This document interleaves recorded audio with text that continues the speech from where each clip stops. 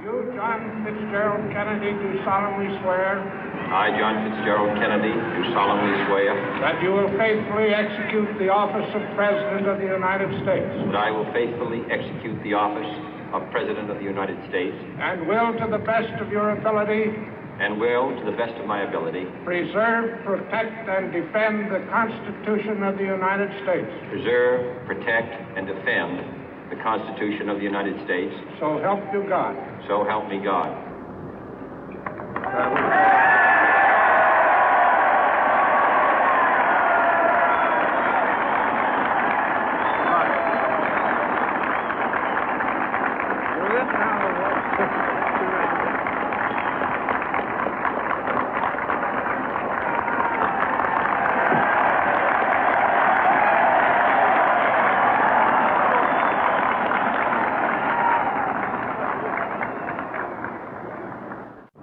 Vice President Johnson, Mr. Speaker, Mr. Chief Justice, President Eisenhower, Vice President Nixon, President Truman, Reverend clergy, fellow citizens. We observe today not a victory of party, but a celebration of freedom, symbolizing an end as well as a beginning, signifying renewal as well as change. For I have sworn before you and Almighty God the same solemn oath our forebears prescribed nearly a century and 3/4 ago. The world is very different now, for man holds in his mortal hands the power to abolish all forms of human poverty and all forms of human life. And yet the same revolutionary beliefs for which our forebears fought are still at issue around the globe. The belief that the rights of man come not from the generosity of the state, but from the hand of God. We dare not forget today that we are the heirs of that first revolution. Let the word go forth from this time and place to friend and foe alike that the torch has been passed to a new generation of Americans born in this century, tempered by war, disciplined by a hard and bitter peace, proud of our ancient heritage, and unwilling to witness or permit the slow undoing of those human rights to which this nation has always been committed and to which we are committed today at home and around the world.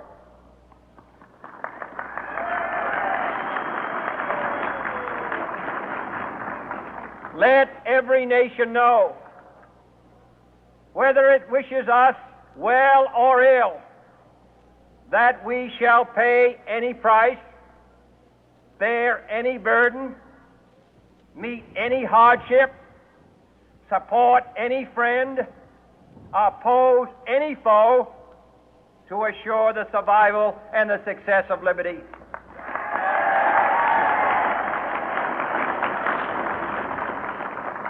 This much we pledge and more. To those old allies whose cultural and spiritual origins we share, we pledge the loyalty of faithful friends. United, there is little we cannot do in a host of cooperative ventures. Divided, there is little we can do, for we dare not meet a powerful challenge at odds and split asunder. To those new states whom we welcome to the ranks of the free, we pledge our word that one form of colonial control shall not have passed away, merely to be replaced by a far more iron tyranny. We shall not always expect to find them supporting our view, but we shall always hope to find them strongly supporting their own freedom, and to remember that in the past, those who foolishly sought power by riding the back of the tiger ended up inside.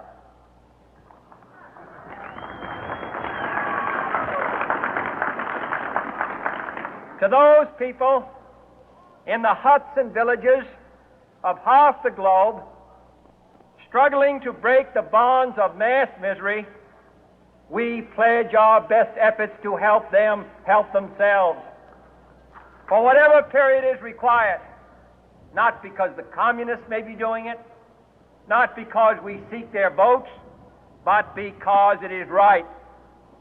If a free society cannot help the many who are poor, it cannot save the few who are rich.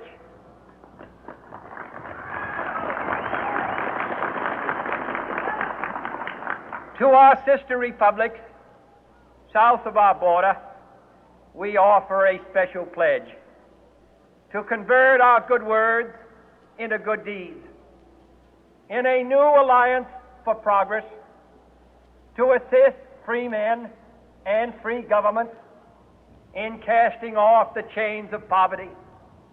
But this peaceful revolution of hope cannot become the prey of hostile powers.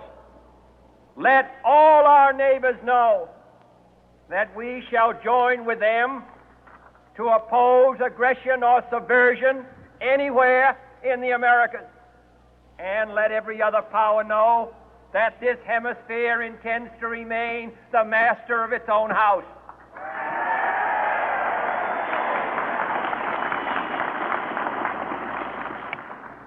To that World Assembly of Sovereign States, the United Nations, our last best hope, in an age where the instruments of war have far outpaced the instruments of peace, we renew our pledge of support to prevent it from becoming merely a forum for invective, to strengthen its shield of the new and the weak, and to enlarge the area in which its writ may run.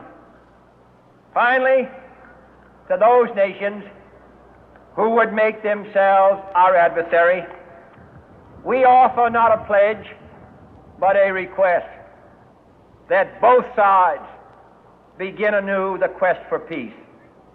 Before the dark powers of destruction, unleashed by science, engulf all humanity in planned or accidental self-destruction, we dare not tempt them with weakness, for only when our arms are sufficient beyond doubt can we be certain beyond doubt that they will never be employed.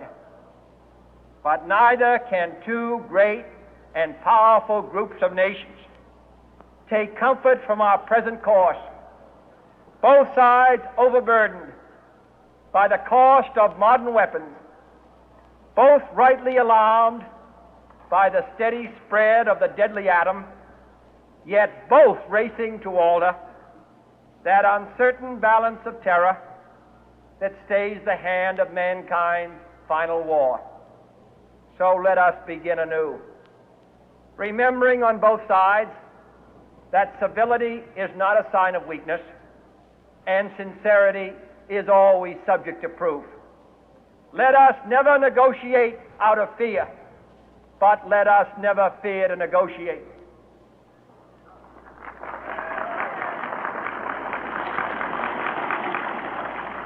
Let both sides explore what problems unite us, instead of belaboring those problems which divide us. Let both sides, for the first time, formulate serious and precise proposals for the inspection and control of arms, and bring the absolute power to destroy other nations under the absolute control of all nations.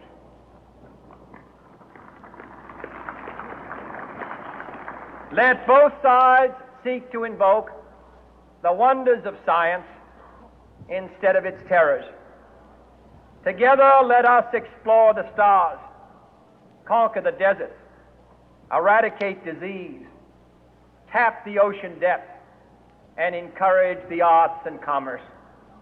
Let both sides unite to heed in all corners of the earth the command of Isaiah to undo the heavy burden and let the oppressed go free.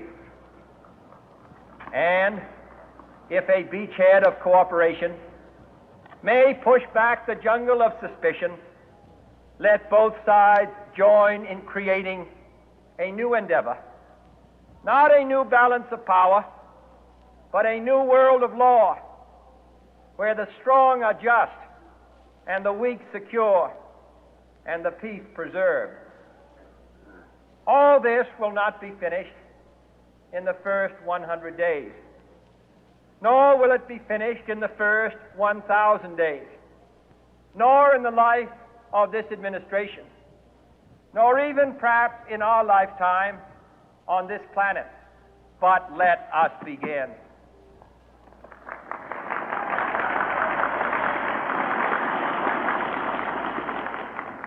In your hands, my fellow citizens, more than mine, will rest the final success or failure of our course. Since this country was founded, each generation of Americans has been summoned to give testimony to its national loyalty.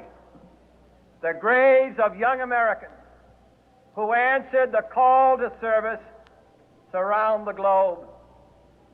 Now the trumpet summons us again, not as a call to bear arms, though arms we need, not as a call to battle, though in battle we are, but a call to bear the burden of a long twilight struggle, year in and year out, rejoicing in hope, patient in tribulation, a struggle against the common enemies of man, tyranny, poverty, disease, and war itself.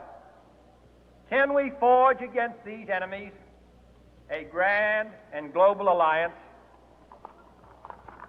north and south, east and west, that can assure a more fruitful life for all mankind?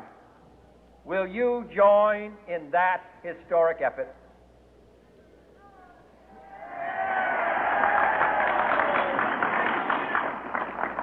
In the long history of the world, only a few generations have been granted the role of defending freedom in its hour of maximum danger. I do not shrink from this responsibility. I welcome it.